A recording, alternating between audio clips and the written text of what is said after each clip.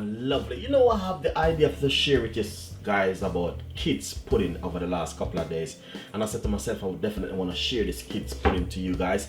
So if you're at home and you got like 3-4 kids, or you know what I mean, sometime in the evening or a Sunday evening time, and you make something nice and the kids them want like a pudding, you can do something similar like this.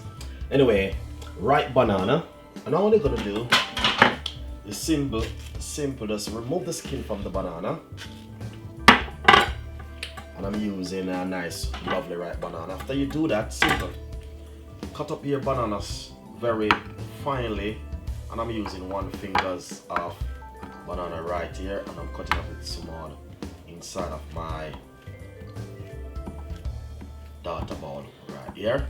So this is just an idea for you guys. If this is even a little bit too much, you don't have to give your kids them so much. If you have a 5-year-old or a 3-year-old at the home and you want to give them some pudding, this is another way. Simple, warm some custard. You can get custard at local shop to buy supermarket, and simple, just pour it all over just like this, guys. And I know the kids them will definitely love this custard and ripe banana pudding for kids. So guys, enjoy the recipe, subscribe to the channel, and please leave your comments. No sugar, you don't need to add any sugar, nothing else, because banana is definitely good for kids and also protein. So it's really good. So enjoy the recipe, subscribe to the channel. It's an idea I'm sharing with you guys. Please, it's the idea.